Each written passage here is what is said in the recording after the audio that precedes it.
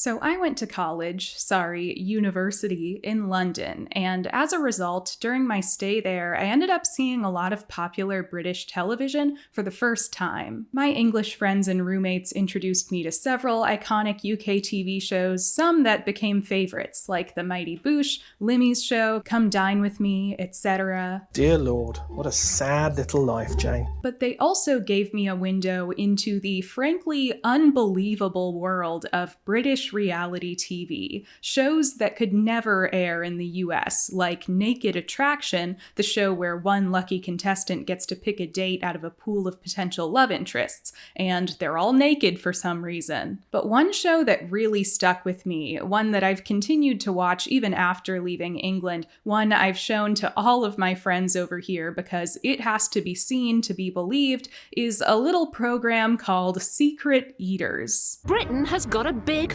fat secret.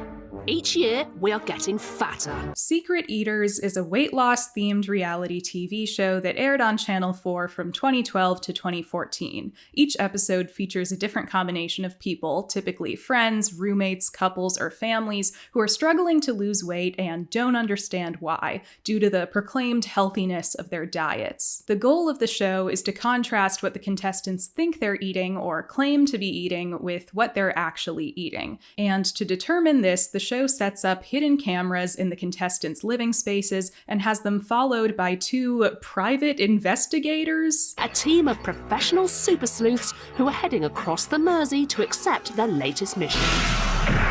This all culminates in a laughably fake surprise ambush where the contestants, having been lured to a third location, are revealed to actually be in the Secret Eaters HQ, where the host, and sometimes a dietitian, ritualistically humiliate our poor contestants, showing them a display of all the food and drink they have actually consumed in the week of surveillance. As if all this wasn't enough, these goings-on are interspersed with various segments on eating habits and weight loss, often in the form of science experiments aiming to reveal something about people's tendency to overeat. Now, I am not exaggerating when I say that Secret Eaters is one of the most evil shows I have ever watched. From what I've observed, UK media in general seems to go particularly hard on fat people. Don't get me wrong, it's not like American society isn't hostile to fatness, but the UK seems to have a uniquely nasty streak when it comes to this stuff. Whether it's fat characters in popular English fiction, especially and disturbingly fiction for children, or reality TV like Secret Eaters, Super Size versus Super Skinny, Fat Families, and You Are What You Eat, the UK seems particularly hung up on stigmatizing even the most minute weight gain, taunting and teasing instead of offering real empathy, and focusing on aesthetics over science and health. But despite my immediate concerns with the ethics of the show, it seems like there's been almost no real mainstream criticism of Secret Eaters. I found one Mumsnet forum post from 2012 where someone brings up concerns with the advice given on the show,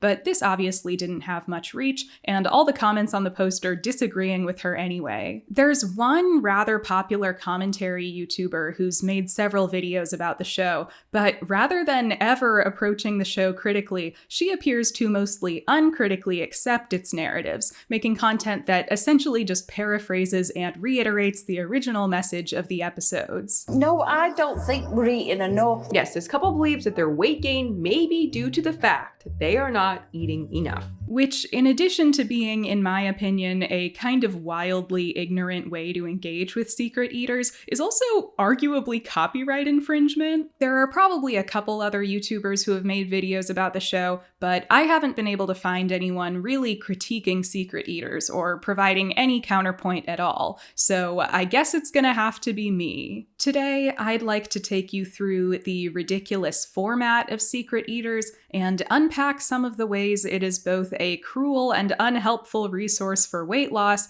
and a deeply stupid and embarrassing excuse for a TV show. To be clear, this video is going to deal with a lot of fat shaming and general meanness around people's weight and diets, a lot of talk about calorie intake and restricting food. Obviously, I am going to be critical of that, but I am going to show and talk about a lot of it, so if you're someone who has trouble watching that kind of thing at all, you might want to sit this one out. Part 1, the format. So what does a typical episode of Secret Eaters look like? First, we introduce the premise with a suitably subtle and tasteful intro. Britain has got a big, fat secret.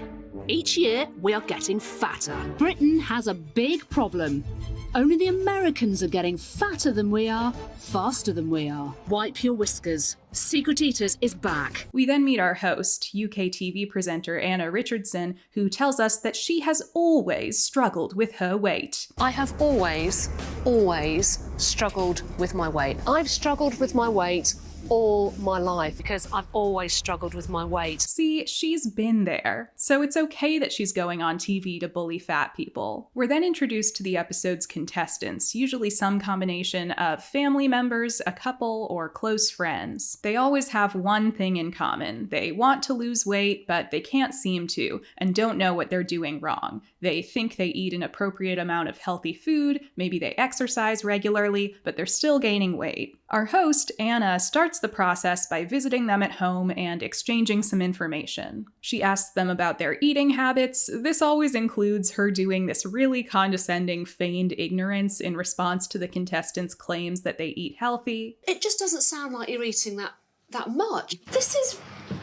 a healthy menu from what you're saying to me, Denise. It's a bit like, well, hang on, how have we got to this? So it's a bit of a mystery, to be honest. It doesn't sound like you're eating that much. From what you're saying, you are eating really well. So I'm just trying to work out where you're going wrong. I mean, what do you think it is? It just doesn't sound like you're eating, Sue. It's just a bit of a mystery then, isn't it? There's really just no explanation, is there? She then tells them what's going to happen to them for the duration of the episode, that they'll be spied on with hidden cameras and tailed by private investigators, and therefore should not alter their eating habits, or else the premise of the show will be ruined. I need you to eat normally. Okay, you happy with that? Yeah. This part always strikes me as a little strange. It seems insufficient to just tell the participants not to change their lifestyles when they know they're being watched. I would think that that could significantly mess with the results of an experiment like this. That's why behavioral studies, including the ones featured on this show, usually take great pains to keep participants in the dark about how or why they're being observed. With the results we see over the course of the show, it does seem to work. There is indeed always a big gap between what these people think they're eating and what they actually eat, but it just seems like a big flaw in the premise, and it's impossible to tell how the process might have gone differently if the participants had had less knowledge of how or when they'd be watched. Anyway, we then see some of the week of eating. Not all of it, but a few meals here and there, punctuated with extremely judgmental narration. What's that in Mittle's mouth? It's a large chocolate cookie. An hour later, Glyn is getting fruity with a pint of cider. One funny detail is that the show always identifies these labels for types of eater, always something punny and ridiculous. Jill's a classic mealtime magpie.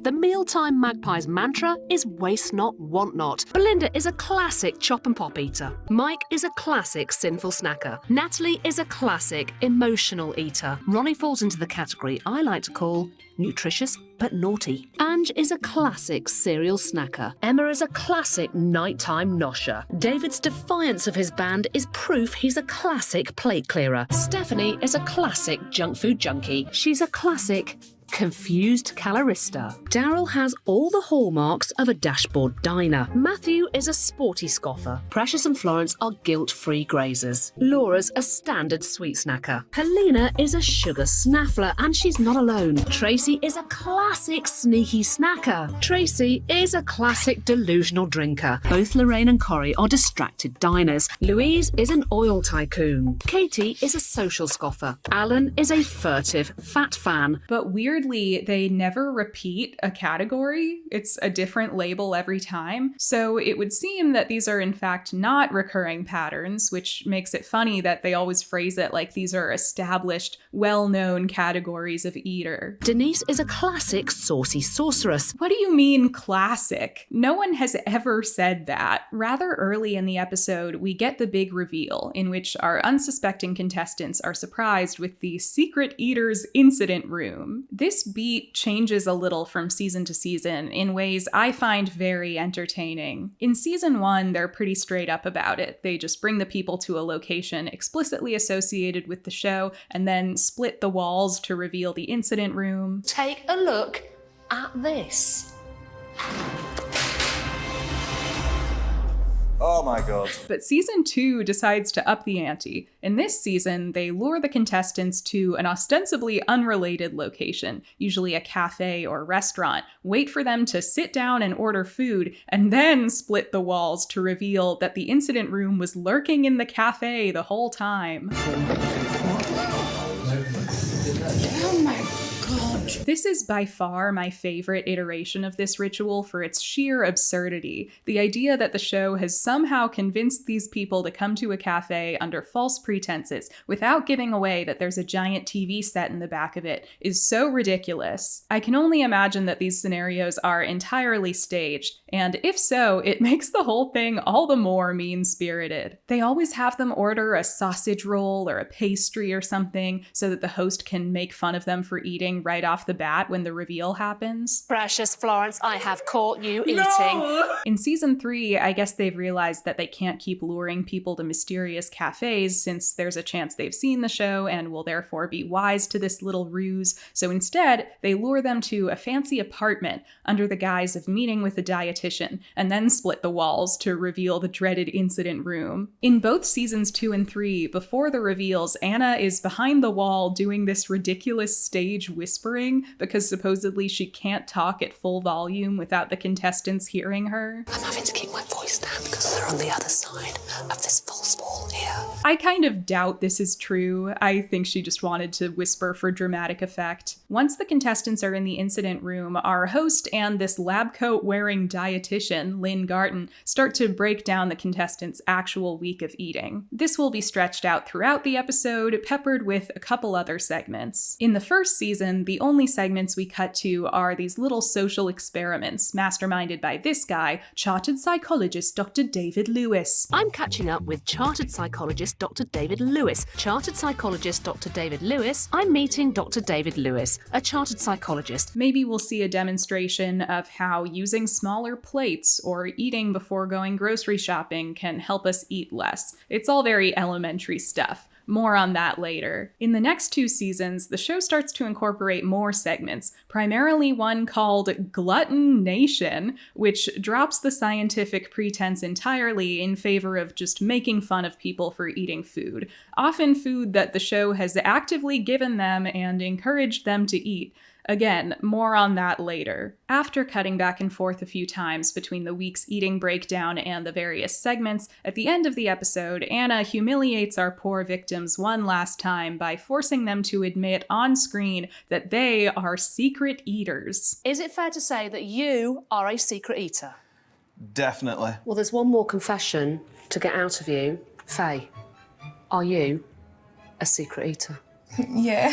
We hear that they've been given new, healthy eating plans by the show, and we finally end the episode by revisiting the contestants several weeks after the events of the show to see how much weight they've lost. As I've mentioned, the style and segments vary a little over the 3 seasons, but in general, it stays pretty consistent and formulaic. I obviously have my problems with the show, which I'll get to, but first, I feel the need to give them some credit for the things they maybe do right. I want to get ahead of any secret eaters shooters in the comments of this video. Part 2, Devil's Advocate. So, I don't think everything about the premise of this show is necessarily counterproductive. I tend to be pretty skeptical of diet culture and the weight loss industry in general for all sorts of reasons, some of them personal, but I do think there are many tangible, evidence-based reasons to be wary. There's a lot of misinformation, a lot of pseudoscience, and a lot of straight-up grifting in the wellness industry, and when it comes to weight loss specifically,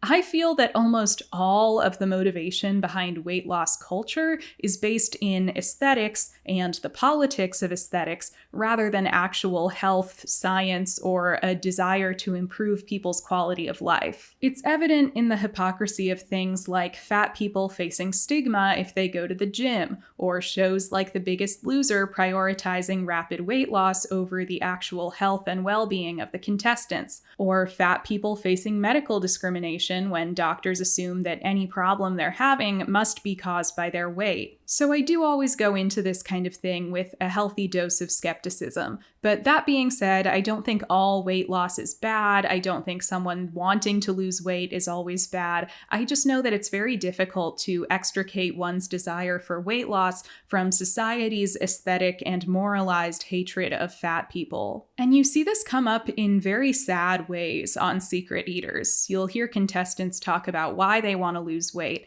and maybe they'll mention their health or wanting to be more active, but more often they'll bring up stuff like this. I sometimes worry that I'm just going to carry on, put more and more weight on, and I'll look hideous and I'll be really fat, and that's awful. I don't want to be a big potato in a white dress walking down the aisle. But if I were to give Secret Eaters credit for what they get right, first off, I do think there's some value in the basic premise. I think a lot of us probably do underestimate how much we eat in a day, and showing people who are trying to lose weight a straightforward comparison of what they think they eat versus what they actually do is probably not a bad idea in terms of helping them make sustainable lifestyle changes. Now, is tailing them with PIs who dig through their trash and then presenting all this evidence on TV to humiliate them the best way to do it? That part is more debatable, but the basic idea is solid, I guess. I also think the show is effective in informing people about the sort of hidden calorie food and drink in a lot of people's diets. Something that comes up a lot on the show is people not realizing that ingredients they use in relatively small amounts, like oils and dressings and spreads, might actually be making a big impact on their diets. One that comes up a huge amount on Secret Eaters is actually alcohol. The UK has a big drinking culture, I would say bigger than the US, and to the show's credit, they often bring up binge drinking as a sneaky cause of weight gain, which I think is a pretty valuable observation. That being said, while I do think it's helpful of the show to make the contestants aware of the dietary impact of their drinking, I also think it's a little weird that the show never bothers to interrogate the contestants' binge drinking on like an emotional or psychological level. There will be episodes where it's revealed that a participant drinks like 20 beers on an average weekday, or gets through several bottles of wine throughout the week, and neither the host nor the token dietitian ever take a moment to be like, hey, do you maybe have a problem with drinking? I get that casual drinking is more normalized in the UK, and also perhaps the people behind Secret Eaters did not feel equipped to bring up and deal with such issues, but there are episodes where it feels like alcoholism is the elephant in the room, and it becomes weird that no one is saying anything about it. But beyond that, I also think some of the advice the show gives is decent. Some. They'll often give little tips in between all of the proceedings, like how to control snacking or portion size, and I think these are fine. It's pretty basic stuff, but it's not actively harmful. The bar is so high. But now that I've gotten that out of the way, it's time to be mean again. I want to go through a couple of the recurring characters and segments on the show and make fun of them. Part 3. Who are these people? I want to take a moment to do some background checks of sorts on some of our recurring characters on Secret Eaters, because ever since I started watching this show, I've been curious about their credentials. When you see people being referred to as private investigators or dietitians or psychologists, but also participating in these patently ridiculous and embarrassing exercises for a hokey TV show, it makes you wonder if they really are who the show claims. To be clear, in general, I didn't find anything too scandalous about any of these people. They all basically check out title-wise, but I do want to share some supporting details that I think make their participation in Secret Eaters make a little more sense. So first off, private investigators Cameron Gowlett and Duncan Mee. Cameron Gowlett and Duncan Mee are two of the best PIs in the business. From capturing corporate criminals to sniffing out missing people, no job is too big. I was the most curious about these two, not only because the very job title of private investigator is one you don't hear very often in this day and age, but also because I just couldn't imagine that bona fide private investigators would want to appear on TV using their full names. That seems a little counterintuitive. So Cameron Gowlett and Duncan Mee are technically private investigators, but here's the kicker. They are specifically the founders and owners of Cerberus IP, an intellectual property research company. Both of these alleged PIs come from an IP background, whatever that means, with Mee having worked in the IP industry since 1985 and Gowlett having been in the business of IP and brand protection since 1998. So I'm not saying they are not private investigators or haven't ever privately investigated. It sounds like that is essentially their profession, but specifically in the field of IP protection, essentially copyright and trademark disputes. I just feel like that is not exactly the image that the words private investigator evoke in most people's minds. And again, although it's not technically incorrect, I think Secret Eaters knows what they're doing by referring to these two men as such, and depicting them as shadowy secret agents dressed in all black, tailing people with cameras, jumping fences, and whatever. I've managed to infiltrate the event tonight. They also have this ominous section about Turkish debt collection on their list of available services, so make of that what you will. Anyway, then we have chartered psychologist Dr. David Lewis. Chartered psychologist Dr. David Lewis, The token scientist overseeing the childish experiments conducted on the show. Lewis's credentials do seem sound. He is a psychologist. He used to lecture at the University of Sussex. I will say now he's the chairman and founder of Mind Lab, a research company that helps corporations with market research. It seems like he's always been kind of a commercially focused scientist. He's written a lot of poppy self-help style books on psychology. I think the more laughable stuff about David Lewis comes up in the framing and methodology of the experiments done on the show, which I'll get to in my next section, so we'll put a pin in that. Finally, we have Lynn Garton, our dietitian who hangs out in the background of the incident room wearing a lab coat and occasionally interjects with reasonable to questionable contributions. Garton is a dietitian, and she's especially involved in conversations and activism concerning heart health. She's currently involved with a charity called Heart UK that focuses on spreading awareness and resources about cholesterol and heart disease. Of all the figures I researched here, Garton honestly seems like the most legitimate in my eyes, so I want to focus on her role on Secret Eaters because that's what I think deserves the most attention. Garton often shows up to break down the calorie content in contestants' meals and whatnot, but my favorite are these nonsensical food comparisons she does in the incident room with the intention to shock or disgust our contestants and viewers. Over the course of a week, What's this? you're getting through the same number of calories as these 74 chocolate biscuits. A lot of eating and weight loss related shows do this. If you've ever watched Freaky Eaters or You Are What You Eat, you're probably familiar with these segments where the hosts will be like, you eat this much maple syrup per day. Over the course of 2 years, that's this large quantity of maple syrup. Like some wildly abstract demonstration meant to illustrate the extremity of the subject's eating habits. 104 gallons of syrup. I was shocked because there's a lot of maple syrup in front of me right now. I think these moments are pretty much never helpful on any show. I think the subjects are probably either already aware that they have a problem and are just struggling to take action and therefore will gain nothing from this exercise, or are resistant to the idea that they have a problem and are unlikely to be convinced by a demonstration of the quantity of food they consume. Like, if a guy loves eating maple syrup, a shit ton of maple syrup probably isn't going to gross him out. I also think this type of thing is just kind of meaningless. We could aggregate just about any part of our diets in such a way that would sound shocking and extreme. I drink 1 or 2 cups of tea per day. Over the course of 10 years, that's over 7,000 cups of tea, which sounds like a lot, but it also doesn't mean anything. Does the number being high when you do some arbitrary projected math mean that it's unhealthy to drink tea every day? No.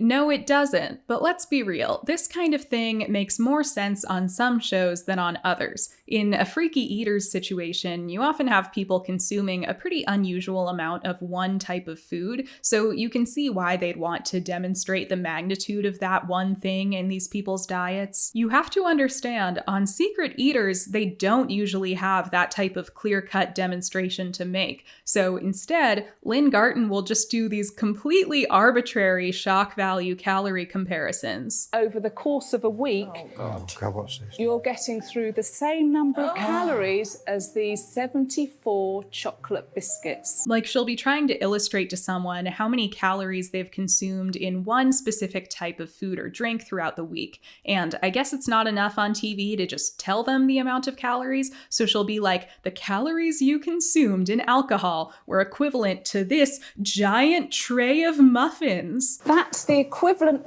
number of calories as you'd find in these 25 chocolate chip muffins. She does this a lot. It's always something different. In a month, that's the same number of calories as these 113 strawberry sundaes. Unlike something like Freaky Eaters, she's not even doing these demonstrations with the actual food or drink the contestant has been eating. She seems to just pick some unhealthy seeming food to drive the point home. And again, it's just so arbitrary. We could do this with anything. Most people eat about 2,000 calories per day. Over the course of just 1 month, that's equivalent to the calories in these 700 chocolate chip cookies. Do you see what I'm saying? It just doesn't necessarily mean anything. Another silly thing about these moments on the show is the way the hosts and contestants have to act performatively grossed out by what is just a large amount of normal food. The reaction to this fried chicken comparison in season 3 always gets me. If you do this over a course of a month, it's the same as... Not just one. God. Not just two. What? Are you being serious? 3 trays worth of fried chicken drumsticks. That is rank. It's just chicken. It just looks like normal chicken. I get that the quantity might be shocking, but I don't think it warrants all this.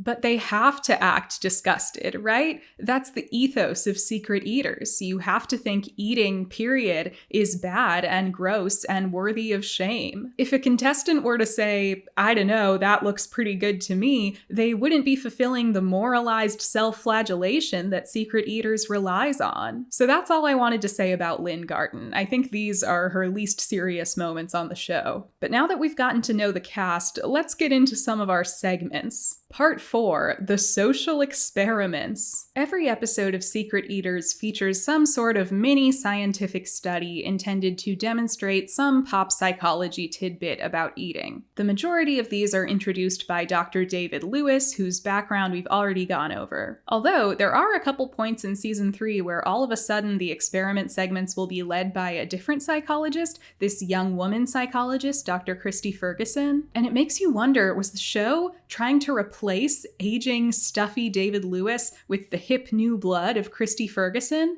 Was this like an All About Eve situation? Anyway, there's a lot that makes me laugh about the social experiment segments on Secret Eaters. One thing is how they always have David Lewis dressed in his little suit, regardless of the informality of the setting. Then there's the transformation we see Lewis undergo throughout the show. This is what he looks like in seasons 1 and 2. And this is what he shows up looking like in season 3. I gasped at the screen when I made it to this episode. David Lewis got a toupee. You go, girl. Another thing I tend to laugh at is the childish simplicity of the actual experiments. I see you're holding the bag in your right hand, and you're going to therefore pick with your left hand. Try swapping hands. Try holding the bag in your left hand. Dr. Lewis will sit our host down and introduce the type of theory that everyone and their grandmother have already heard from somewhere along the diet culture pop psychology grapevine. If you use a smaller plate, you might eat less. If you go to the grocery store hungry, you might make less healthy choices. But my personal favorite is when the experiment is essentially just the kind of thing you do in elementary school science class, like season 1, episode 6, in which Lewis's experiment is just that the same amount of liquid in 2 different sized glasses will look different. Right, you think that's an equal amount of liquid poured into each glass? Yeah. The best part is that poor Anna has to sit there and pretend to be surprised and impressed by the results. And that's your short fat glass. No! Now, why did you do that? Because it's an optical illusion. And it's an illusion. They're both a kilogram. But steel's heavier than feathers. And often, the principles proven by the experiments seem either too minute to be meaningfully helpful to anyone trying to lose weight, or too random and muddled to be applicable to real-life scenarios. I'll give you some examples of what I mean. We have some classics here, like the experiment where 2 groups of people go grocery shopping, one having eaten beforehand and one having gone in hungry. Per the experiment, if you go shopping while hungry, you'll probably buy more food and higher calorie food. I don't think this is entirely unhelpful. I guess it's a worthwhile thing to think about, both for your eating habits and your money management, but I also think it's one of those things that probably doesn't have enough of an effect on your eating habits for it to be the make or break factor in someone's weight. Similarly, there are a couple of different experiments on the show that demonstrate that if you use a smaller plate or bowl to eat your food, you may eat less. The food looks bigger on a smaller plate, there's less room to fill up, etc. Again, I guess it's not unhelpful to hear something like this, but I don't think it's enough of a factor to really affect weight loss on its own,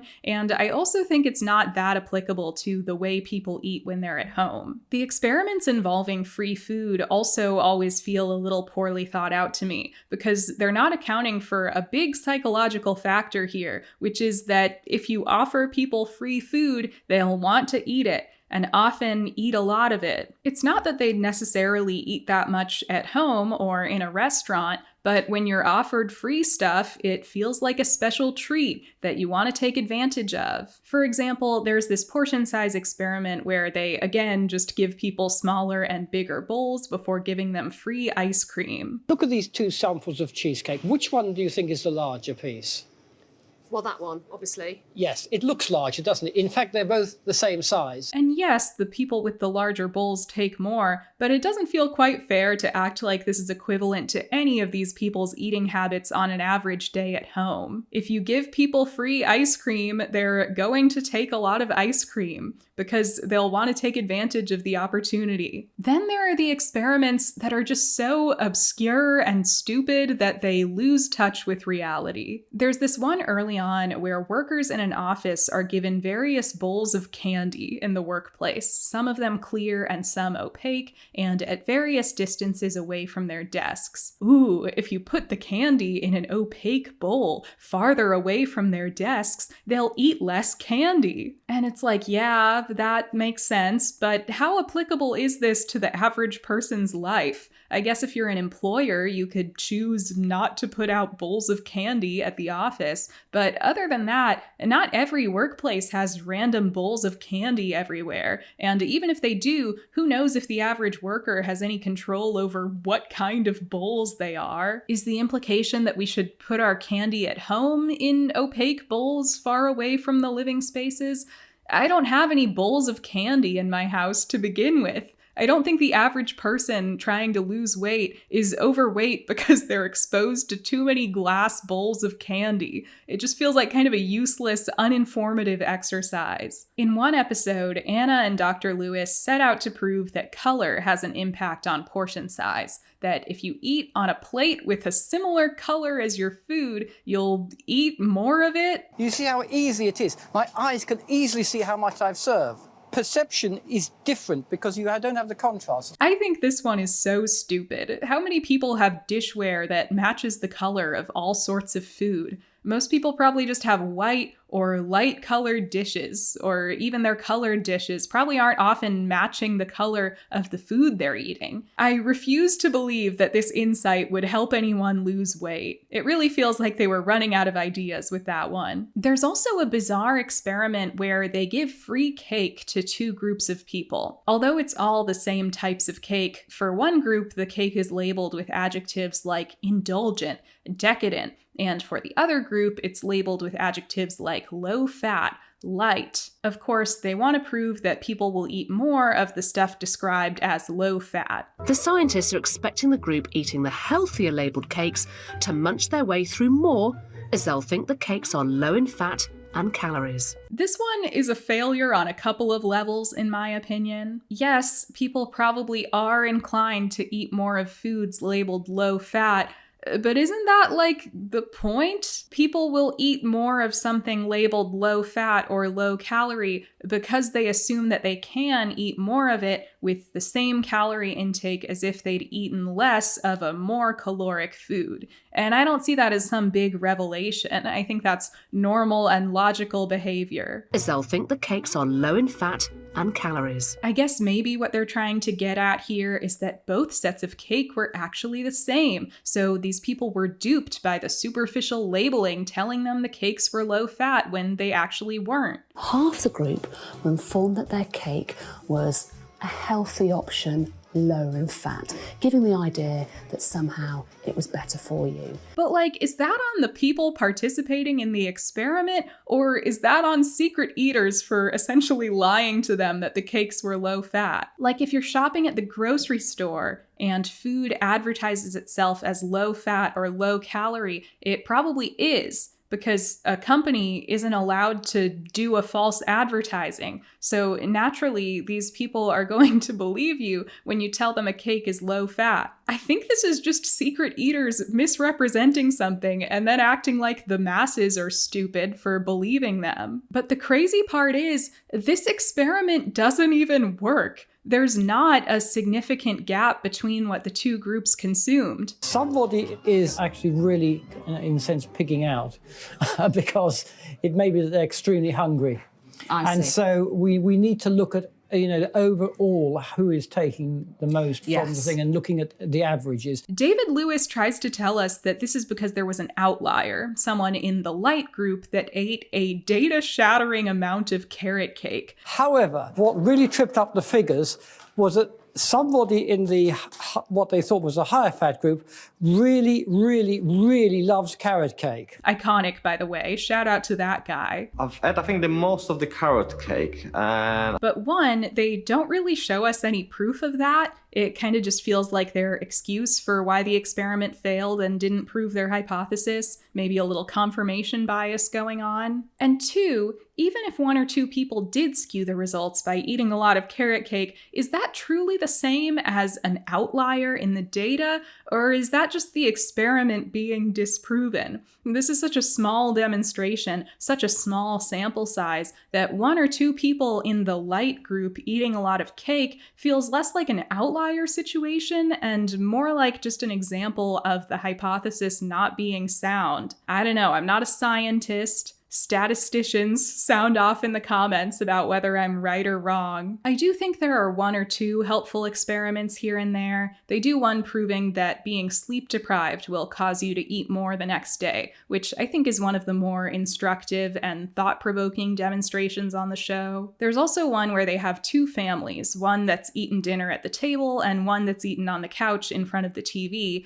and they observe that the ones who had a sit-down dinner are a lot less likely to snack idly later. I thought that was another one that was more genuinely informative and relevant to real day-to-day life. But by and large, the experiments are a very goofy and honestly frustrating part of the show. It's one of the reasons my friends and I like to hate watch it. These segments will have you yelling at the screen, pointing out all the flaws in the logic. But unfortunately, these pale in comparison to the other main set of segments on Secret Eaters. Part 5.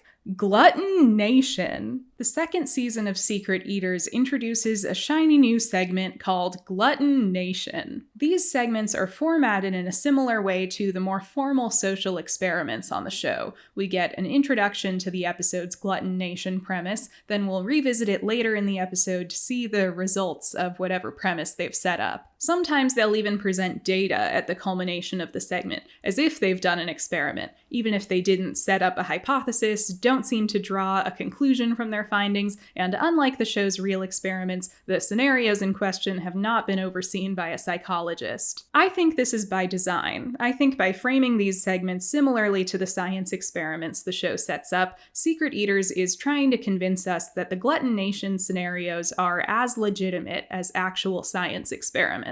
And I need you to understand that they are not. Glutton Nation, if you can't already tell from the tasteful name, is entirely an exercise in shaming and making fun of people, often without even an ostensible helpfulness angle, and usually exclusively for the crime of eating free food that has been offered to them. To show what questionable food choices we're all capable of, we've placed temptation in some unlikely locations. I'm not kidding. Almost every Glutton Nation segment is just Secret Eaters observing or creating a scenario where people are given free food, and then filming and making fun of them for eating it. Today, we've put secret cameras in an office where the boss is setting a tasty trap for his employees. No chance. It's a feeding frenzy. Like I mentioned when talking about the show's experiments, there's an inherent absurdity here in the sense that the show is ignoring the very obvious fact that when given free food, people are inclined to take a lot of it. Not necessarily out of gluttony, but because people like free stuff and they want to take advantage of such an opportunity. So in Glutton Nation scenarios where, say, the show sets up a free hot dog stand outside of a gym, or a free buffet in a college dining hall, or a free sampling scenario, and then ridicules people for partaking, you're just sitting there exasperated at the implication that this is at all noteworthy behavior, let alone shame-worthy. Oh, you offered free hot dogs to tired gym goers, or free cake to long-haul truckers, and they took some? That's crazy. Thanks for this important investigative journalism, Secret Eaters. You offered people either an apple or a cupcake as a reward, and most people chose the cupcake? Who would have guessed that people would rather get a free treat that they maybe don't often get for themselves than produce that they probably already have at home? Wow, you gave free food to college students and they ate a lot of it?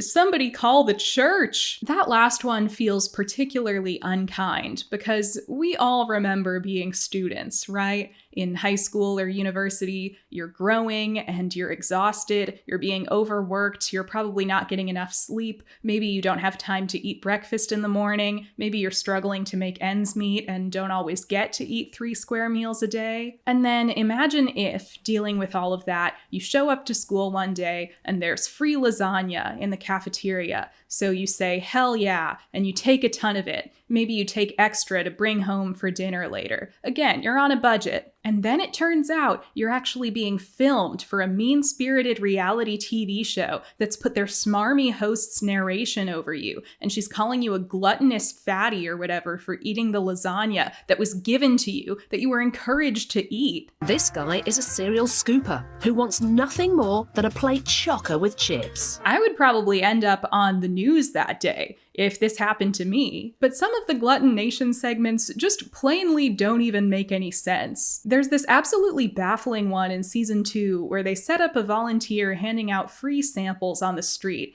and the samples in question are chocolate-covered vegetables. We're treating shoppers to chocolate-covered vegetables. What's great about this one is that it seems like even the show itself has no idea what they're trying to prove with this scenario. Some people like the chocolate-covered vegetables, some people don't.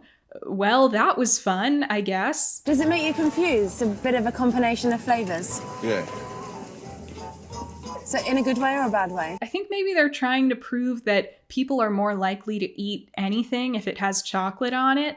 But like, what are we supposed to take away from that? How do we apply this principle to our lives? One of my other favorite nonsensical ones is this segment in season 3 where they observe people ordering food at a food market. Food markets, the mecca for some mindless munching up and down the country. In the UK, you'll see a lot of these food markets. They're not farmers markets necessarily. They're like little fairs of specifically made-to-order food stands. It's often a lot of street food and international food. They often pop up on the weekends. It's cool. One of my favorite places to go in London is the South Bank Food Market. If I'm ever in town and go to the BFI on a weekend, I love to stop by and try something. So I love UK food markets, but Secret Eaters sure doesn't. They seem to think food markets are nothing but revolting displays of English gluttony. So in this one episode, they observe people at a food market and decide to track how many people order certain kinds of food. The options they're tracking are some Chinese noodles at 500 calories, a burger at 550 calories, a 500-calorie burrito, or the humble jacket potato at 400 calories. Or how about the healthier, humble jacket potatoes at just 400 calories? British people eat a lot of jacket potatoes. It's what they call baked potatoes. And side note, this show seems to think they're a uniquely healthy option. The jacket potato is actually a healthy meal. I'm not saying they're necessarily unhealthy, but the show's always shaming people for adding a bunch of add-ons like beans and cheese and sour cream. And it's like, well, yeah, I guess it would be healthy to just eat a plain baked potato with no toppings, but no one does that because that's weird. Anyway, they're trying to prove in this segment that people are fat and gluttonous or whatever because they'd rather have things like burgers and burritos and noodles than a baked potato. And maybe you can already see some of the problems here. For one, before anything else, none of the meals they mentioned are particularly high calorie. You do need some calories to live. Oh God, most people at this food market ate a 500 calorie burger, 500 calories worth of noodles. Wow, sounds like they ate a meal. A normal ass meal. So that's my first problem. This is already stupid and useless because we're acting like people eating a lunch with a totally average, within range amount of calories is some wild act of gluttony. But also, I'm frustrated by their pearl clutching at the idea that people at a food market would rather eat burritos or burgers than a jacket potato. A baked potato is one of those things that you typically eat at home, right? Especially in England. It's a very normal, staple kind of food. So unless it's one of those crazy, buttery TikTok baked potatoes or something, most people at a UK food market probably aren't going to go wild for a jacket potato. It definitely wasn't the 400-calorie jacket potato. I just think it's another example of the show being exasperatingly obtuse when it comes to their experiments and observations of people's eating behavior. They willfully ignore obvious factors that could be influencing the results they so confidently run with. It makes it feel like terrible science, if you can even call it that, and it makes for an incredibly frustrating watch. But perhaps the most evil Glutton Nation segment, in my opinion, is this one towards the end of the show's run. At one point in season 3, they do one where they set up a chocolate fountain at a birthday party and proceed to make fun of the party guests for using it, including and especially children. But who will have the sweetest tooth and make the most frequent fountain visits? The grown-ups or the kids? They end up zeroing in on this one specific girl, maybe 11 or 12, who keeps coming back to the chocolate fountain. And this is probably one of the worst things, if not the worst thing I've ever seen on the show. It looks like she's having a great time. In fact, she's having a butterfly ball.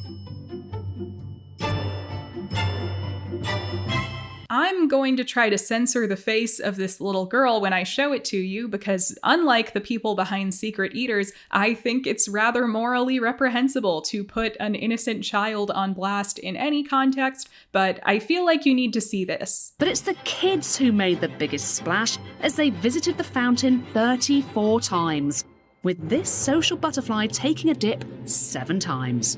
Good work. Most of the time when watching this show, I find it mean and nasty and in some ways unhelpful, but usually in an all-in-good fun kind of way. I don't mean to say I don't think the rest of the stuff on the show contributes to fat phobia in a genuinely harmful way, but at the very least, all the actual contestants are willing participants, and it's often so absurd and stupid in its fat phobia that it makes it hard to take seriously. But moments like this make me actually think that no one involved involved in the creation of this show is seeing the light of heaven. Crew of secret eaters, repent while you still can. I know I've mostly used this video to describe this show to you in silly terms. I've mostly been trying to entertain by taking you through the ridiculous modes of secret eaters, but in doing that, I don't mean to downplay the real-world harm stuff like this can have. As I mentioned at the top of this video, Secret Eaters wasn't the only weight loss-focused reality show on UK TV in its time. There was You Are What You Eat, Super Size vs. Super Skinny, Fat Families, It's Your Fault I'm Fat, My Big Fat Diet Show, also hosted by Anna Richardson, and probably even more I'm not aware of. That's not to say US media didn't or doesn't have its own hellish diet and weight loss culture. Our main offender was The Biggest Loser, a show that didn't even really try to promote healthy or sustainable weight loss, but there were also a host of TLC, modern sideshow type exploitation programs about weight loss and fatness, some of which are still around to this day. And as with Secret Eaters, while I'm not necessarily saying none of these shows had anything of value to offer viewers, I'd say their overall messaging was often flawed, their advice dubious at best, and their tone often too mean-spirited to be truly constructive. In my opinion, Secret Eaters, with its hokey private investigators, its childish experiments, its bizarre setups, as I've described, many of them not even pretending to have a practical purpose beyond straight-up gleeful bullying, is one of the most distilled examples out there of the theater of diet culture and fat phobia. Of course, the show can't stick to its purported aims of helping people lose weight sustainably. Of course, it has to turn the diet comparison segment into a shame circus. Of course, it has to ridicule people, even children, even babies, for eating in any context. Because it's not about health. Never has been. It's about making people feel bad. It's about making you feel bad. You'll be shocked to hear that Secret Eaters never cares to explore social or political factors behind rising obesity. England is getting fatter or whatever. Only the Americans are getting fatter than we are, faster than we are. But it has nothing to do with food access, corporate interests, the quality of the NHS, the quality of education, a culture that incentivizes a sedentary lifestyle. No. According to Secret Eaters, it's entirely because we, on an individual level, are all gluttons. We're all living in Glutton Nation because we just can't keep our little piggy fingers off of our chalkies and bickies and pints of lager. It's honestly wild to witness such a worldview expressed so literally and shamelessly in such stupid premises. We gave people ice cream and then made fun of them for eating it. We had some guy root around in your trash so that we could make fun of you on television. We made our host pretend to be impressed by the notion that giving people a red plate might make them eat more red pasta because their dumb monkey brains won't be able to see how much pasta they have. We're gonna end each episode by forcing people who have already endured a prolonged humiliation ritual to admit to being secret eaters because we have nothing but simmering contempt for humanity. Thanks for tuning in, everyone. If you liked this, you can always subscribe or perhaps check out my Patreon or my 911 podcast or my 911 podcast's Patreon. And speaking of this big British video, I'm going back to the London Film Festival this October, so if you attend the festival, you might see me there, and if there are any movies you know will be at the festival that you'd like to hear my thoughts on, let me know. I'm currently making my list of which movies I'm going to prioritize seeing. I'll definitely make a video either recapping my entire festival experience or the best and worst of what I see, or maybe about some individual movies I see there. We'll see. Stay tuned. Hopefully while I'm there, I won't run into any of the British media personalities I insulted in this video. I'm catching up with chartered psychologist Dr. David Lewis. Chartered psychologist Dr. David Lewis. I'm meeting Dr. David Lewis, a chartered psychologist. I've come to central London to meet chartered psychologist Dr. David Lewis. I'm meeting Dr. David Lewis, a chartered psychologist. I'm meeting chartered psychologist Dr. David Lewis. Dr. David Lewis is a chartered psychologist, conducted by chartered psychologist Dr. David Lewis. With the help of chartered psychologist Dr. David Lewis,